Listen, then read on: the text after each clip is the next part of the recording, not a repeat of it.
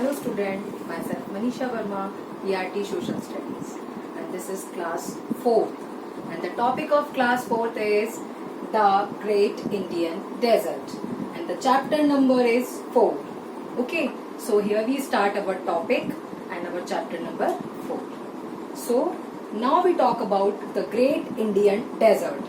As you know, desert, the word of desert, what is the meaning of desert? Desert is a dry land, सूखी हुई जमीन. Where desert is situated? Desert is situated in northwest part of India. Where is desert situated? Desert is situated in northwest part of India. Okay, so northwest part is covered how many states? So our Great Indian Desert covered the state of north part and west part, and Haryana, Punjab, Gujarat and Rajasthan. Rajasthan is the state where is desert situated. Rajasthan वो जगह है जहाँ पे हमारा great Indian desert, इसका एक दूसरा नाम भी है जिसको हम बुलाते हैं थार डेजर्ट. सो हम यहाँ ग्रेट इंडियन डेजर्ट को दो नामों से जानते हैं. First is the great Indian desert and second is the Thar desert. तो हमारा जो डेजर्ट है वो नॉर्थ एरिया से स्ट्रेच होकर के हमारे कहाँ तक कंप्लीट मतलब फैला हुआ है, वेस्ट तक, जहाँ पे हमारी कौन कौन सी स्टेट्स को वो कवर करता है? Haryana, Punjab, Rajasthan and Rann of Kutch. Rann of Kutch जो कि कहाँ पर है? A little bit part of Gujarat. Okay, so यहाँ पर हमारा डेजर्ट एरिया होता है according to the map, right? So here is the 6th point in this chapter to explain and know about the desert region, desert area. Okay, so here we start our first topic and the topic is the desert land. अब हम यहाँ बात कर रहे हैं desert land की कि what kind of our desert land. Desert की जो लैंड है, जमीन है, वो कैसी है? तो the land of desert is very uneven और sandy. सैंडी मतलब मिट्टियों वाली, धूल वाली है.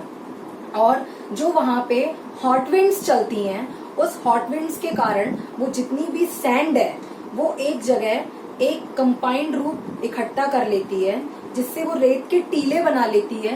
तो they are called sand dunes. What we are called this like shape, these are called sand dunes. Okay, so what kind of land of desert area? So the desert area land is dry and there is found a sand dunes. वहाँ की जो जगह है वो पथरीली और रेतीली है. मतलब वहाँ रेत ही रेत है. रेत होने के कारण वहाँ पे पानी की बहुत ज्यादा कमी है, और जब दिन में वहाँ गर्म हवाएं चलती हैं, उन हवाओं से जो रेत है वो एक जगह इकट्ठा हो जाता है, और इकट्ठा होने के बाद में एक शेप ले लेता है जिसको हम सैंड ड्यून्स कहते हैं, right? Now we talk about our climate.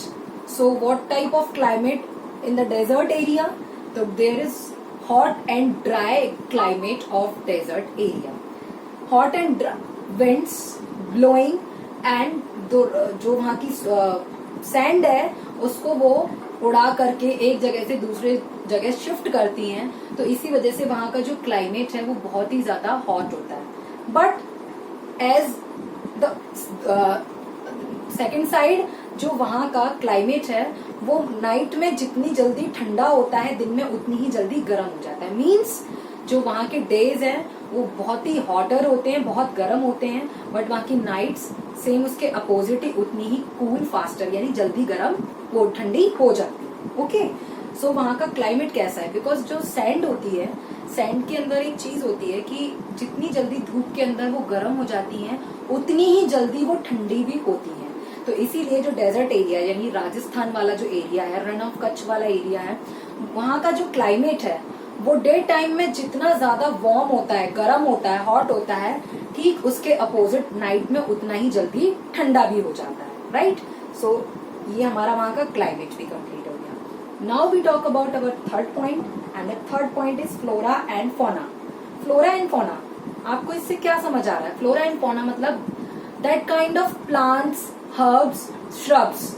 वहाँ पे वनस्पति, जंतु जीवन किस तरीके का है, मतलब हम वहाँ पे किस तरीके के प्लांट्स ग्रो कर सकते हैं, वहाँ के एनवायरमेंट में किस तरीके के एनिमल्स सरवाइव कर सकते हैं, तो वो सब आते हैं हमारे फ्लोरा और फौना में। फ्लोरा मीन्स फ्लावर्स वाला एक टाइप हो गया, या प्लांट्स हो गया, श्रब्स हो गया। फौना मीन्स एनिमल्स वाला हो गया। क्लियर? सो फ्लोरा में हम वहाँ पानी की बहुत ज्यादा कमी होने के कारण ना तो हम डिफरेंट तरीके का वेजिटेशन कर सकते हैं, तो मोस्टली वहां पर कैक्टस, कीकर, बबूल इस तरीके के प्लांट्स ग्रो करते हैं, क्योंकि उनको पानी की ग्रो करने के लिए ज्यादा जरूरत नहीं होती है।